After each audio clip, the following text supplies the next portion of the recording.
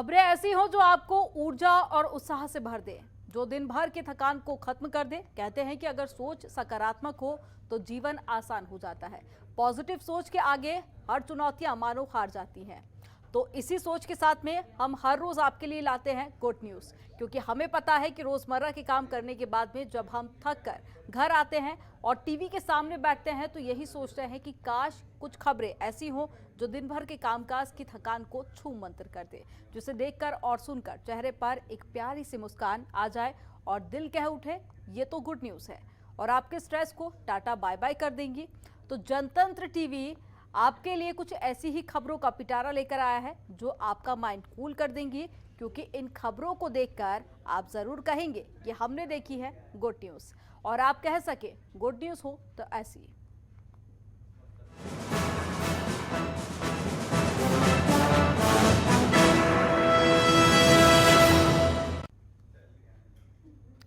जब हम अपने घरों के आसपास गौरैया को चहकते की आवाज सुनते हैं और उन्हें देखते हैं तो हमारे चेहरे पर एक अलग ही मुस्कान आ जाती है।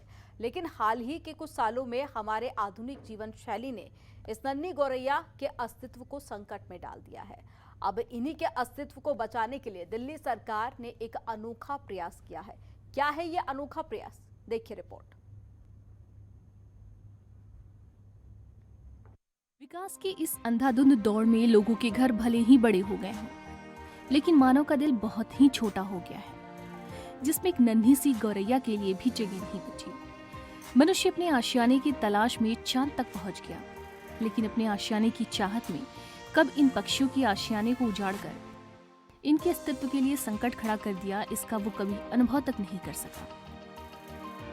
इसके पीछे के कारणों के बारे में अगर बात करें तो आधुनिक जीवन शैली और पर्यावरण के प्रति मानवीय उदासीनता है, क्योंकि आधुनिक बनावट वाले मकानों में गौरैया को घोंसला बनाने की जगह ही नहीं मिलती, और अगर कहीं जगह मिल भी गई तो हम उन्हें वहां घोंसला बनाने नहीं देते। अपने घरों में थोड़ी सी गंदगी फैलने के डर से हम उनकी मेहनत से तिनका तिनका जुटाकर बनाया गया घर ही उजाड़ देते हैं, और इतनी समस्याओं से गुजरने के बाद उनके बच्चे अन्य जानवरों से सुरक्षित नहीं रह पाते, जिसका परिणाम आज हमारे सामने गौरैया की अस्तित्व संकट के रूप में खड़ा है। ऐसे में गुड न्यूज ये है कि दिल्ली में पहला गौरैया ग्राम विकसित किया गया है। दरअसल दिल्ली में स्थित गढ़ी मांडू सिटी फॉरेस्ट में दिल्ली का पहला गौरैया ग्राम विकसित किया गया। दिल्ली के राज्य पक्षी गौरैया को संरक्षित करने के उद्देश्य से गढ़ी मांडू में गौरैया ग्राम बनाया गया है। गौरैया ग्राम में कीट घर और तितलियों के लिए नेचुरल हैबिटेट को भी विकसित किया गया है। नुक्कड़ नाटक की मदद से उपस्थित लोगों को गौरैया पक्षी के बारे में अवगत कराया गया। इस गौरैया ग्राम में तितलियों के लिए भी नेचुरल हैबिटेट का विकास किया गया है। साथ ही सामान्य जनता के लिए हर्बल गार्डन की सुविधा भी उपलब्ध कराई गई है। इस गौरैया ग्राम का मुख्य उद्देश्य गौरैया पक्षी को इकोलॉजिकल सपोर्ट देना है। देखिए, जैसे हमारे देश का राष्ट्रीय पक्षी मोर है, वैसे ही दिल्ली राज्य का जो पक्षी है वो गौरैया है।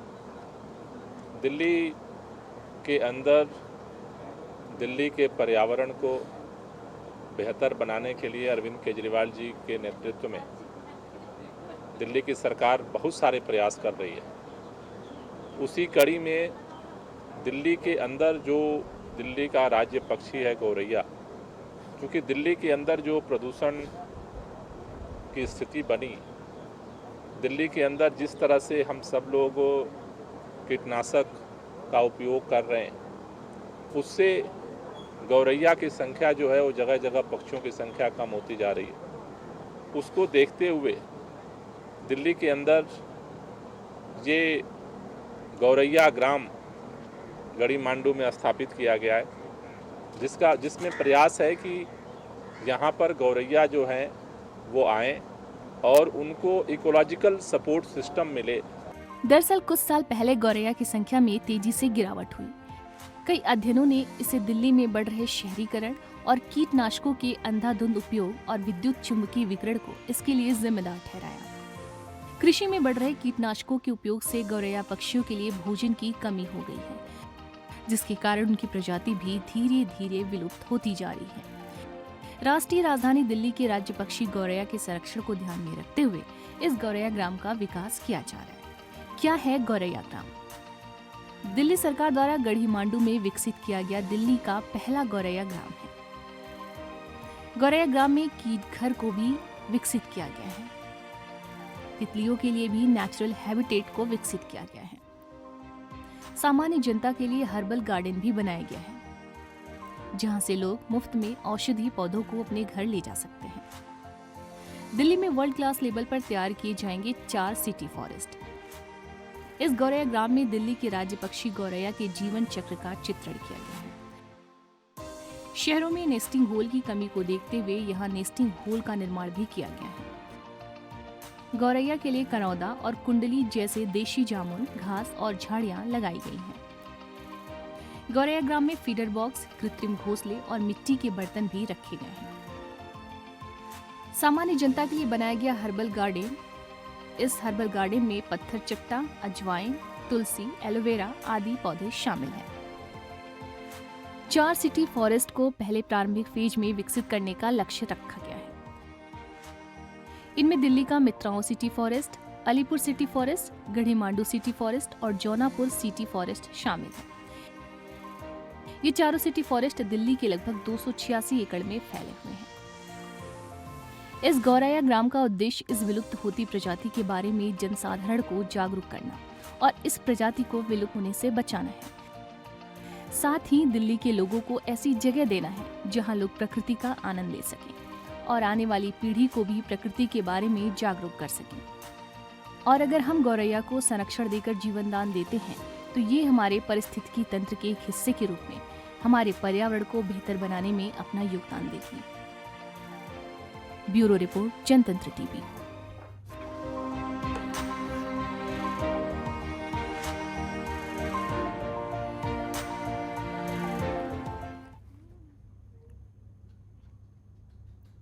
और दिल्ली में आग से होने वाले जान माल के क्षति को बचाने के लिए दिल्ली सरकार ने नई पहल शुरू की है, जिसके तहत अब रोबोट आग लगने पर आग बुझाने का काम करेंगे। और दिल्ली सरकार की इस पहल से कम समय में आग पर काबू पाया जा सकेगा। तो वहीं दूसरी तरफ फायर फाइटर्स के जोखिम को भी कम करने में मदद मिलेगी। रिपोर्ट देखिए।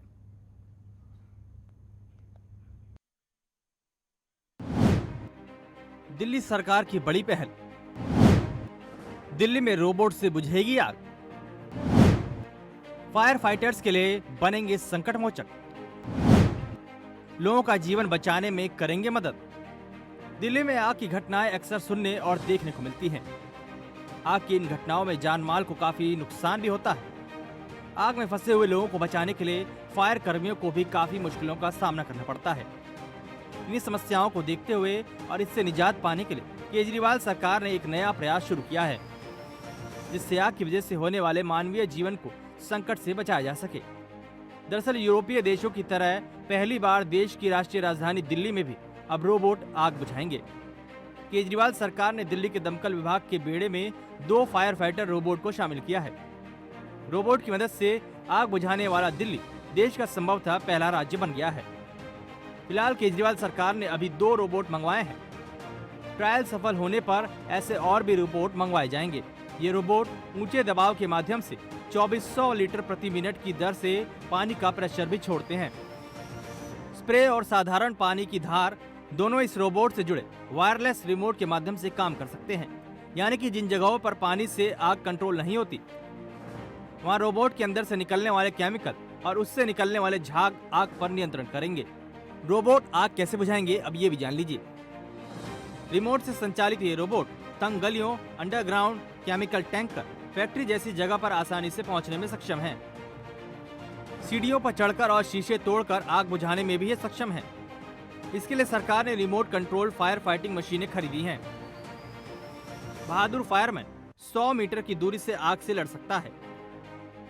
यह क्षति को कम भी करेगा, कीमती जीवन को बचाने में मदद करेगा। फायर फाइटर्स को भी आग बुझाने के दौरान अपनी जान जोखिम में नहीं डालनी पड़ेगी। आग से लड़ने वाले जाबाजों के लिए संकट मोचन साबित होंगे ये robot. Remote control fire fighting robot को ऑपरेट करने के लिए दिल्ली फायर सर्विस के फायर फाइटर्स को विशेष ट्रेनिंग भी दिलाई गई है। ट्रायल सफल रहने पर ऐसे और भी रोबोट मंगवाए जाएंगे। ये रोबोट रिमोट कंट्रोल के जरिए संचालित किए जाते हैं। रोबोट ऐसे मटेरियल से बना है जिस पर आग धुएं, गर्मी और किसी भी अन्य बाहरी विषय परिस्थिति का कोई असर नहीं पड़ेगा। इसके निचले हिस्से में सेना के टैंकों की तरह टायरों के ऊपर क्रॉलर बेल्ट लगी हुई है। यह किसी भी जगह पर आसानी से जा सकता है। इसमें वेंटिलेशन फैन भी है, जिससे मशीन को ठंडा रखने के लिए इस्तेमाल कर सकते हैं। यह करीब 100 मीटर का इलाका एक साथ कवर कर सकता है। तुरंत आग पर काबू पाने में सक्षम है। इमारत में लगी आग के धुएं को रोबोट अपने वेंटिलेटर सिस्टम से बाहर निकालता है। इनमें लगा स्प्रे पानी को छोटी बूंदों में बांटकर 100 मीटर दूर तक फेंकता है। रोबोट को दमकल की गाड़ियों के साथ अटैच करके प्रभावित क्षेत्र में पानी का छिड़काव किया जाता है। इसमें 60 लीटर का डीजल फ्यूल टैंक लगा है। ये रोबोट 360 डिग्री पर रोटेट भी हो जाते हैं। तंग गलियों में भी इसे ऑपरेट किया जा सकता है। रोबोट को ऑपरेट करने के लिए दिल्ली फायर सर्विस के फायर फाइटर्स को विशेष ट्रेनिंग भी दिलाई गई है। एक अलग SOP भी बनाई गई है, जिसका पालन आग पर काबू पाने के लिए किया जाएगा। इसमें मुख्य रूप से बताया गया है कि इसका इस्तेमाल कब, कैसे और किस तरह की घटनाओं के दौरान करना है। इस रोबोट में एक हाई रेजोल्यूशन कैमरा भी लगा हुआ है। यह कैमरा आग, धुएं और पानी के बावजूद साफ तस्वीरें दिखाने में सक्षम है। रोबोट के पिछले हिस्से में कनेक्टर लगे हैं, जिनमें पाइप लगाकर उसे वाटर टैंकर से कनेक्ट किया जाता है। इसके ऊपरी हिस्से पर एक बड़ा पंखा लगा हुआ है, जो न केवल एग्जॉस्ट फैन की तरह धुएं को बाहर फेंकने का काम करता है, बल्कि पानी की बौछारों को दूर तक पहुंचाने में भी मदद करता है। भीषण गर्मी के दिनों में अक्सर आग लगने की घटनाएं सामने आती हैं, जिसमें अब यह रोबोट मददगार साबित होने वाले हैं। इन्हें ऑस्ट्रिया की एक कंपनी से खरीदा गया है। कुछ महीने पहले टिकरी कला के PVC मार्केट में लगी आग को बुझाने के लिए पहली बार विदेश से मंगाए गए एक रोबोट की मदद ली गई थी। आग को बुझाने के लिए दमकल कर्मी 2 घंटे से मशक्कत कर रहे थे। उस पर रोबोट ने महज आधे घंटे में ही काबू पा लिया। तो फिलहाल दिल्ली सरकार का यह कदम मानवीय जीवन की सुरक्षा में एक महत्वपूर्ण कदम तो है, साथ ही आग से उत्पन्न संकटों से मानवीय जीवन की सुरक्षा में मार्गदर्शक का कार्य भी करेगा। ब्यूरो रिपोर्ट, जनतंत्र टीवी।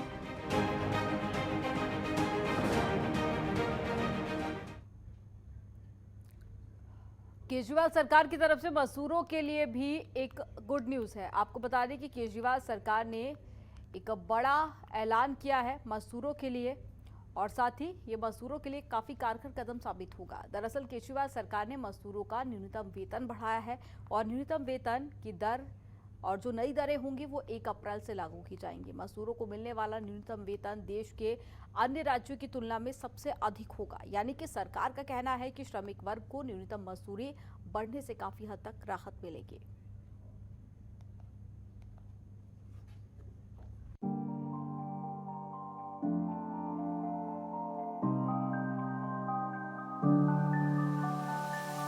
श्रमिकों को केजरीवाल सरकार का तोहफा। सरकार ने बढ़ाया मजदूरों का न्यूनतम वेतन, श्रमिक वर्ग को मिलेगी राहत। नई दरें 1 अप्रैल से होंगी लागू। कोरोना की वजह से लॉकडाउन के समय मजदूरों की स्थिति से हम सब वाकिफ हैं कि कैसे उन्हें रोजी रोटी के संकट का सामना उस दौरान करना पड़ा था। हालांकि धीरे धीरे सामान्य स्थिति होने के साथ साथ उनके हालात में भी सुधार हुआ है। बेपटरी हुई उनकी जिंदगी फिर से पटरी पर लौटने लगी है। हालांकि इन श्रमिकों को जितनी मजदूरी मिलती है, इससे उनके आधारभूत आवश्यकताओं को पूरा करने में कई दिक्कतों का सामना करना पड़ता है।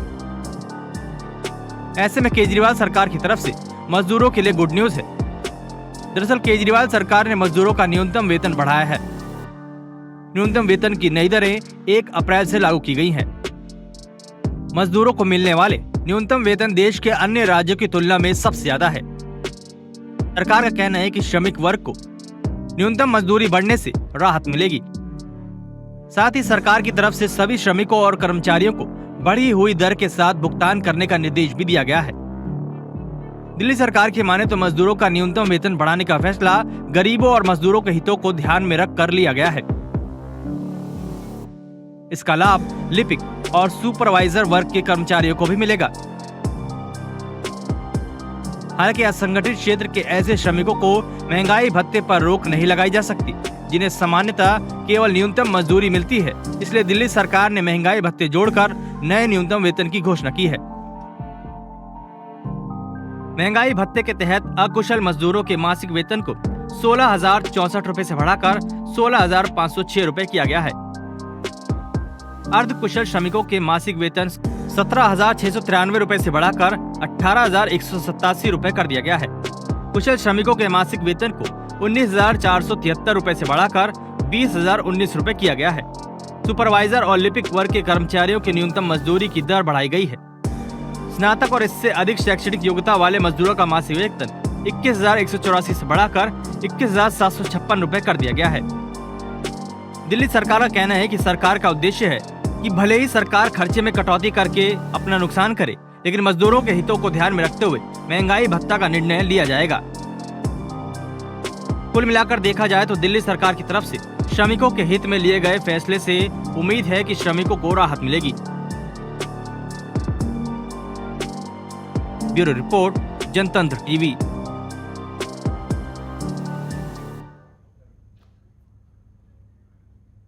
और योगी सरकार यूपी में विकास की गंगा बहाने के लिए नए नए कदम उठा रहे हैं, तो वहीं इसी दिशा में सरकार ने यूपी में प्रत्येक परिवार के लिए कार्ड बनाने की भी योजना शुरू कर दी है, जिसका उद्देश्य परिवारों के सामाजिक आर्थिक स्थिति की जानकारी जुटाना है, जिसके माध्यम से आने वाले समय में एक परिवार एक रोजगार की दिशा में महत्वपूर्ण कदम भी उठाए जा सकेंगे। रिपोर्ट देखिए। योगी सरकार का रोजगार का संकल्प। सरकार बनवाएगी परिवार का कार्ड। कार्ड में परिवार की होंगी जानकारियां दर्ज। पारिवारिक स्थिति का करेगी आकलन। योगी सरकार यूपी को विकास की राह में अग्रसर बनाने के लिए लगातार प्रयासरत है, क्योंकि सरकार का मुख्य उद्देश्य राज्य में विकास की धारा बहाना और ज्यादा से ज्यादा लोगों को रोजगार उपलब्ध कराना है। इसी कड़ी में सरकार के द्वारा लगातार नए नए योजनाओं की शुरुआत भी की जा रही है।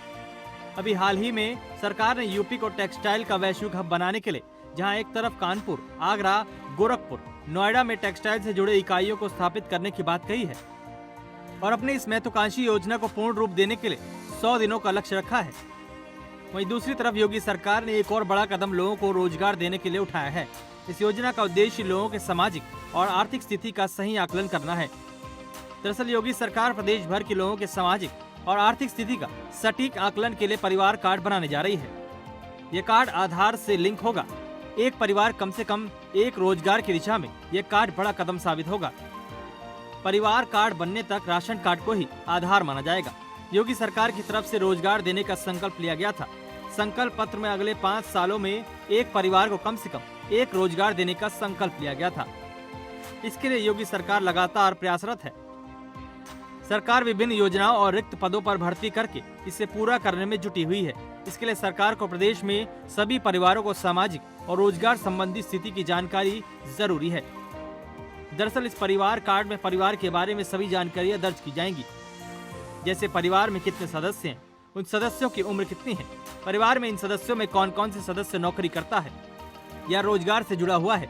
इन सभी बातों का उल्लेख इस परिवार कार्ड में किया जाएगा। इस परिवार कार्ड को आधार से भी लिंक किया जाएगा, जिसके माध्यम से सरकार इसे विभिन्न रोजगार योजनाओं से जोड़कर रोजगार उपलब्ध कराएगी। दरअसल योगी सरकार द्वारा उठाया गया एक कदम एक बड़ा कदम साबित होगा। जब तक लोगों का परिवार कार्ड नहीं बन जाता, तब तक राशन कार्ड को आधार माना जाएगा। हाल ही में देश में बेरोजगारी और कारोबारी गतिविधियों की निगरानी करने वाले संगठन centre for monitoring Indian economy द्वारा जारी रिपोर्ट भी योगी सरकार की नीतियों की सफलता पर कहीं न कहीं मुहर लगाती है। दरअसल इस रिपोर्ट में दावा किया गया था कि यूपी में बेरोजगारी की दर में कमी देखने को मिली है, जो कि अन्य राज्यों से बेहतर है। इस रिपोर्ट की माने तो योगी सरकार ने पिछले 5 साल में 5 लाख से ज्यादा लोगों को रोजगार, सरकारी नौकरियां देने में सफलता हासिल की है। मुख्यमंत्री योगी आदित्यनाथ की दूरदर्शी नीति और रोजगार योजनाओं की ये सफलता में बड़ी भूमिका है। यहाँ लगातार बढ़ रहे उद्योग और व्यापार के कारण ही आज उत्तर प्रदेश रोजगार के मामले में लगातार अच्छा प्रदर्शन कर रहा है। उम्मीद है कि सरकार का यह कदम भी लोगों की पारिवारिक स्थिति को बेहतर बनाने की दिशा में गुड न्यूज साबित होगा। ब्यूरो रिपोर्ट, जनतंत्र टीवी।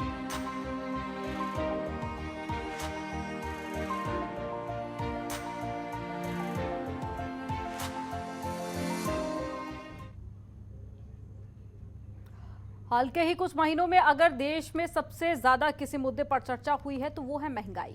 और शहर हो या फिर गांव, गली हो या फिर नुक्कड़, हर जगह पर बढ़ती महंगाई की चर्चा जोरों पर थी। और इस महंगाई की वजह से पेट्रोल और साथ ही डीजल के दामों में भी वृद्धि से लोग काफी ज्यादा परेशान थे और लोगों की जेब पर भी ये भारी ज्यादा असर भी डाल रहा था। लेकिन केंद्र सरकार ने पेट्रोल डीजल पर लगने वाली एक्साइज ड्यूटी को कम करने का भी फैसला लिया है, जिसके चलते लोगों को काफी हद तक राहत भी मिली है। देखिए ये रिपोर्ट। लोगों के लिए सरकार की सौगात, महंगाई से लोगों को मिलेगी निजात। पेट्रोल डीजल की कीमतों में कमी, सरकार ने एक्साइज ड्यूटी घटाने का किया फैसला।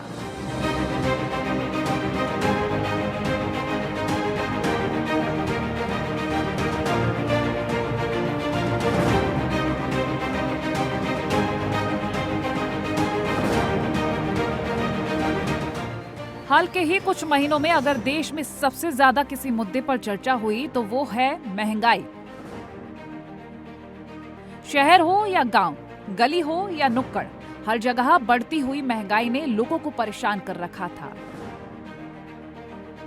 और इस महंगाई की वजह से पेट्रोल और डीजल के दामों में वृद्धि ने लोगों के जेब पर भारी असर डाला था, जिसकी वजह से लोग और विपक्ष लगातार सरकार की नीतियों पर सवाल उठा रहे थे, क्योंकि पेट्रोल और डीजल के दामों में बढ़ोतरी होने की वजह से बाकी चीजें भी महंगी हो गई थी। और दिन ब दिन बढ़ती महंगाई की जिम्मेदार काफी हद अंतर्राष्ट्रीय परिस्थितियां भी रहीं। लेकिन अब लोगों के लिए मोदी सरकार की तरफ से पेट्रोल और डीजल के दामों को लेकर अच्छी खबर है, क्योंकि सरकार ने तेल के दामों पर एक्साइज ड्यूटी कम करने का फैसला किया है, जो महंगाई की मार झेल रहे लोगों के लिए किसी बड़ी गुड न्यूज से कम नहीं है। पेट्रोल और डीजल के दाम दुनिया भर में जिस तरह से कच्चे तेल के दाम बढ़े, उसके बाद प्रभाव भारत में भी पड़ना ही था, लेकिन जनता के हितों को ध्यान में रखते हुए इन दामों में एक्साइज में कटौती की गई है। और हमें आशा है कि राज्य भी अपने अपने स्तर पर सब जगह टैक्स में कटौती करेंगे ताकि आम नागरिक पर प्रभाव न पड़े। दरअसल सरकार ने पेट्रोल डीजल पर लगने वाले एक्साइज ड्यूटी को घटाने का फैसला लिया है। पेट्रोल पर केंद्रीय उत्पाद शुल्क में 8 रुपए प्रति लीटर और डीजल पर 6 रुपए प्रति लीटर की कमी की गई है। उत्पाद शुल्क में कमी के बाद पेट्रोल और डीजल दोनों की कीमतों में कमी देखने को मिलेगी। लेकिन असल में पेट्रोल और डीजल के दामों में उपभोक्ता को मिलने वाली राहत कितनी होगी, ये हर राज्य में पेट्रोल और डीजल पर लगने वाले वैट पर निर्भर करेगा। वित्त मंत्री निर्मला सीतारमण ने ये खुशखबरी दी कि केंद्र सरकार ने पेट्रोल और डीजल पर सेंट्रल एक्साइज ड्यूटी कम कर दी है। केंद्र ने पेट्रोल पर 8 रुपए और डीजल पर 6 रुपए एक्साइज ड्यूटी कम की है, जिससे पेट्रोल 9.5 रुपए और डीजल 7 रुपए सस्ता हो गया है। सरकार के इस फैसले से सरकारी खजाने पर करीब 1 लाख करोड़ रुपए सालाना का बोझ पड़ेगा। इससे पहले केंद्र सरकार ने नवंबर 2021 को पेट्रोल पर 10 रुपए प्रति लीटर और डीजल पर 5 रुपए प्रति लीटर एक्साइज ड्यूटी घटाई थी। तब से लेकर तेल के दामों में लगातार बढ़ोतरी हुई थी। सरकार की इस नीति का राजनीतिक दलों के द्वारा स्वागत किया गया है। बसपा सुप्रीमो मायावती का कहना है कि काफी समय बाद अब केंद्र ने देश में हर तरफ बढ़ती महंगाई, गरीबी, बेरोजगारी और तनाव आदि की मार से त्रस्त बदहाल जीवन जीने को मजबूर लोगों को पेट्रोल डीजल के शुल्क में थोड़ी राहत दी है। अब यूपी और अन्य राज्यों की जिम्मेदारी बनती है कि वो केंद्र की बात मानकर इन पर तत्काल वैट कम करें। वहीं रक्षा मंत्री राजनाथ सिंह ने भी इसका स्वागत करते हुए लिखा कि प्रधानमंत्री जी के द्वारा पेट्रोल पर एक्साइज ड्यूटी में भारी कमी करने की घोषणा से जनता को बहुत बड़ी राहत प्राप्त होगी। जनता की समस्या को ध्यान में रखते हुए कल्याणकारी निर्णय लेने के लिए प्रधानमंत्री जी के प्रति हृदय से आभार। दरअसल यूक्रेन और रूस के बीच चल रही जंग के बाद से ही कच्चे तेल की कीमतों में तेजी से बढ़ोतरी हुई। जिसका असर घरेलू बाजार पर भी पड़ रहा था। इसी को लेकर सरकार पर जनता का दबाव भी था। फिलहाल महंगाई से परेशान आमजन के लिए सरकार का ये फैसला एक बहुत बड़ी गुड न्यूज है। ब्यूरो रिपोर्ट, जनतंत्र टीवी।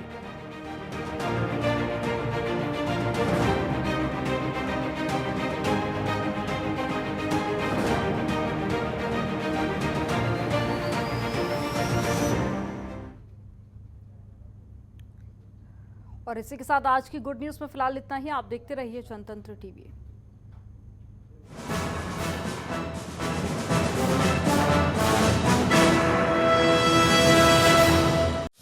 खबरों के निष्पक्ष विश्लेषण के लिए सब्सक्राइब करें Jantantra TV and press the bell icon. Never miss any update.